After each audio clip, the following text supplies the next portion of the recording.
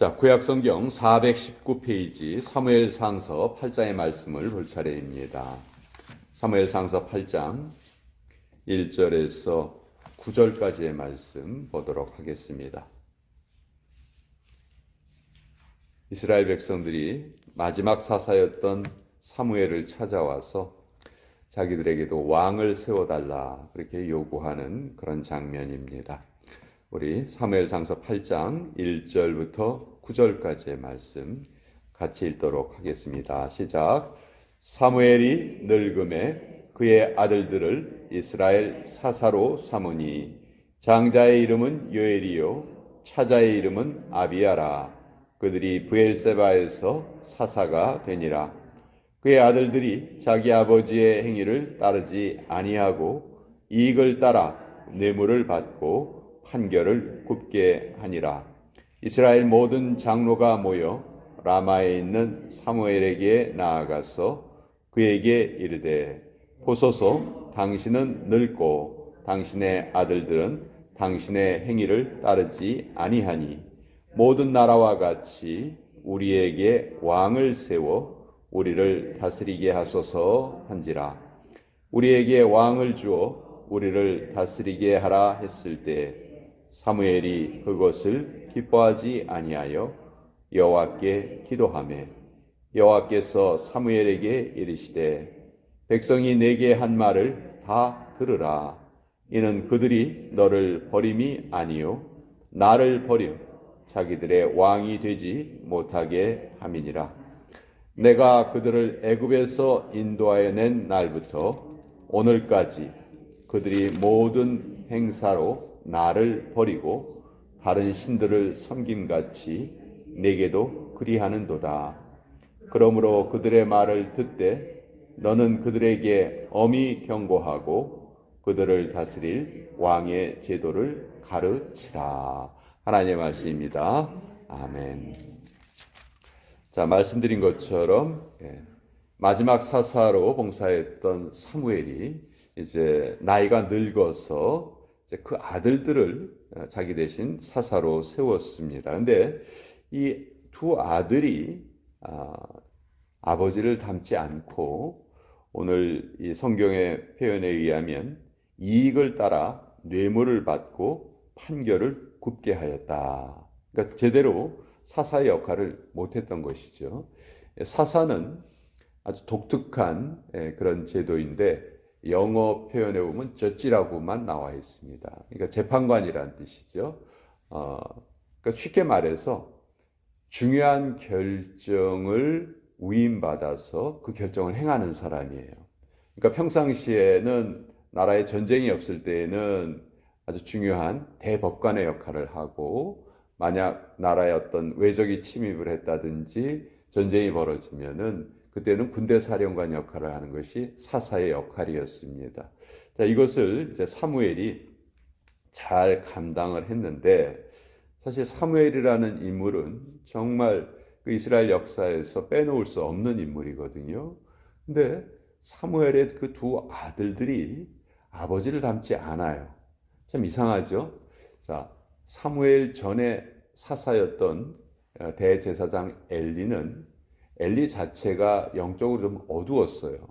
그러다 보니까 그 아들들이 엘리의 그 아들들도 아주 불량자였다. 성경이 그렇게 말할 정도로 행실이 좋지 않았어요.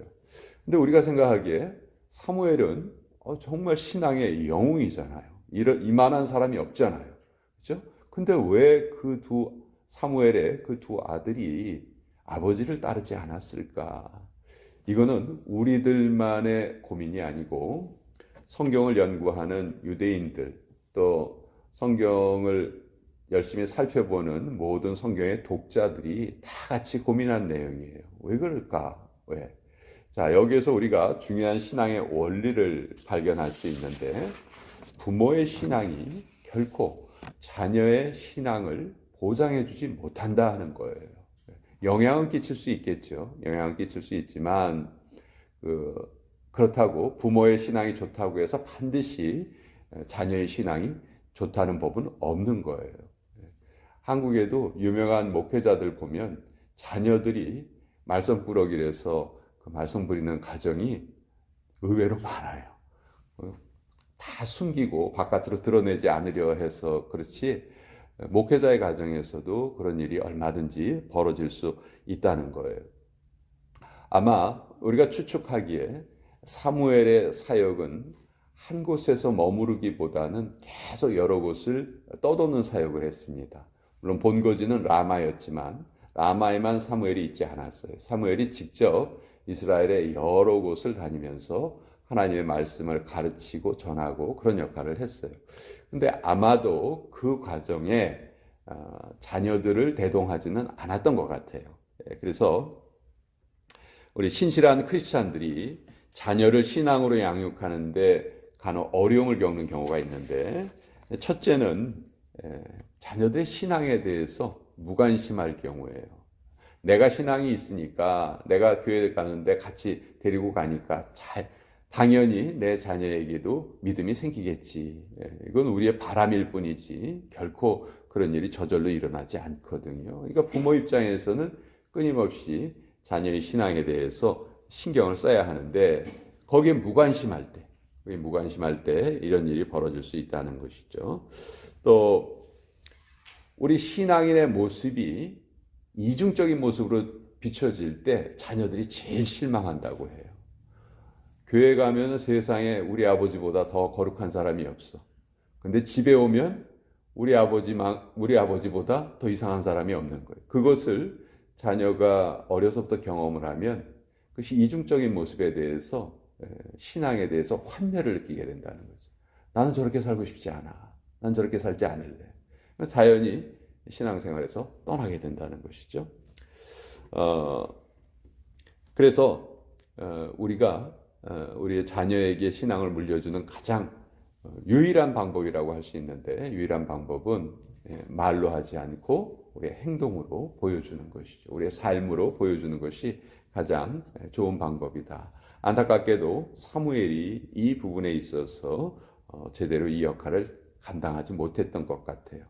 자, 이러니까 이스라엘 백성들이 찾아옵니다. 찾아와서 5절에 이렇게 말하죠. 자, 당신은 늙고 당신의 아들들은 당신의 행위를 따르지 아니하니 모든 나라와 같이 우리에게 왕을 세워 우리를 다스리게 하소서. 자, 앞부분에 이들이 제시한 이유는 아주 타당해요. 당신 나이 늙었습니다. 이제 하나님께서 곧 당신을 부르실 겁니다. 당신의 후계자가 있어야 하는데 당신의 후계자로 세운 두 아들들은 결코 바른 그런 행위를 하지 않습니다. 여기까지는 아주 정확한 지적이에요. 또 이런 지적을 한다는 것은 아주 당연히 해야 될 일이죠. 근데 거기에 대해서 그 문제점을 제시하고 그 다음에 해결책을 제시하는데, 그 해결책이 결코 바른 해결책이 아니었습니다. 이들이 제시한 해결책은 뭐였냐면 우리에게도 왕을 세워 주십시오. 자, 이스라엘을 제외한 다른 모든 나라들은 왕이 있었어요. 왕이 있어서 왕이 직접 전쟁에 참여하기도 하고 왕에게 모든 권한을 집중시켰던 것이죠. 그러니까 왕이 없는 이스라엘 입장에서 보면 왕이 있는 나라와 자기 나라를 볼 때에는 뭔가가 다른 거예요. 자, 근데 하나님이 이스라엘이라는 나라를 세우실 때 그 나라의 요건은 세 가지죠. 그 국민이 있어야 되고, 영토가 있어야 되고, 주권이 있어야 돼요. 이것이 나라의 3요소인데, 자, 그 국민은 하나님께서 아브라함, 그 100세에 얻은 아브라함의 한 아들 이삭을 통해서 그 자손들을 흥왕하게 해서 엄청난 그 국민을 만들어 주셨어요. 또 땅 한 평 없던 아브라함에게 이제 그 후손들에게 가나안 땅을 주시겠다 약속하시고 그 약속도 하나님이 이루어 주셨어요. 자, 그러면 이제 세 번째 요건은 이제 주권이죠. 근데 사실 그 주권은, 이스라엘이란 나라는 하나님께서 택하시고 세우신 나라이기 때문에 그 나라의 실질적인 왕이 누구입니까? 하나님이시죠. 그렇죠? 하나님이 실질적인 왕이시고 주권을 행사하고 계시니까 사실 인간이 세운 왕이 필요 없는 나라였다는 것이죠. 그런데 이제 이스라엘 백성들의 생각은 달랐던 것이죠. 이제 더 이상 눈에 보이지 않는 하나님 섬기는 게 실증이 난 거예요. 더 이상 그런 모습이 좋아 보이지 않는 거예요. 다른 나라를 보니까 왕이 아주 멋져 보이는 거예요. 왕이 있으니까 뭐 일사불란하게 착착착착 뭔가가 진행되는 것 같고 그렇게 보였던 것이죠. 결국 이 결정은, 이 제안은 하나님을 믿는 믿음이 더 이상 자기들에게 매력적이지 않다, 이렇게 말을 한 것이죠. 그러니까 사무엘이 이것을 기뻐하지 않고 하나님께 가지고 나옵니다. 하나님께 가지고 나왔는데 7절에 하나님께서 이렇게 말씀하시죠. 사무엘아, 지금 이스라엘 백성들이 왕을 세워달라고 하는 것이 너와 내 아들들 그것을 거부한 것이 아니고 사실은 나를 버리는 것이다. 나를 버려 자기들의 왕이 되지 못하게 함이니라. 이게 아주 가장 결정적인 말이죠. 하나님은 이스라엘 백성들의 그 마음을 너무도 잘 알고 계셨던 거예요. 그 왜 그런 요구를 하는지를 잘 알고 계셨던 거죠. 자, 그런데 여기에서 이제 하나님이 마음을 바꾸세요. 마음을 바꾸시고 9절에 보시면 그러므로 그들의 말을 듣되 너는 그들에게 엄히 경고하고 그들을 다스릴 왕의 제도를 가르치라. 자녀가 때를 쓸 때 부모가 어쩔 수 없이 그 자녀들의 그 요구를 들어줄 때가 있죠. 그럼에도 불구하고 그 부모의 마음은 그 자녀를 향한 그 사랑의 마음이 바뀌지를 않는 것이죠. 결국 이때 이제 하나님께서는 사무엘 이후에 왕을 세워야 되겠다. 내가 왕정을 통해서 이스라엘을 다스려 나가야 되겠다. 대신 내가 뽑을 그 왕은 반드시 나의 말을 잘 지키는 그런 사람을 통해서 이스라엘을 이끌어 가셔야 되겠다. 이렇게 하나님께서 생각을 하십니다. 그리고 이제 사무엘이 이 이후에 사울 왕을 세우고 다윗 왕을 세우고 이런 일이 쭉 이어져 가죠. 그렇지만 왕정의 결과는 어떻게 됐습니까? 이스라엘이 그렇게 세워달라고 했던 그 왕들은 결국 하나님의 길을 따르지 않고 이스라엘이 결국은 나라가 망하는 그런 비극을 겪게 되는 것이죠.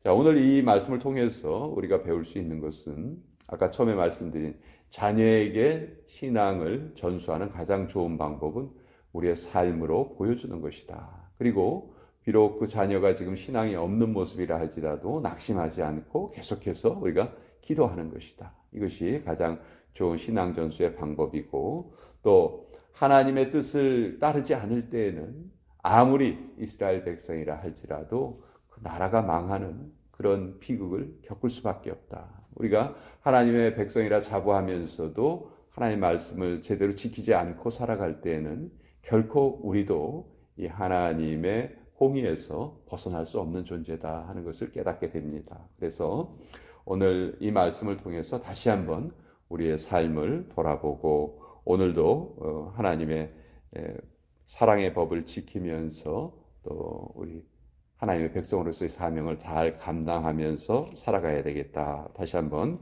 결심하고 결단하게 됩니다.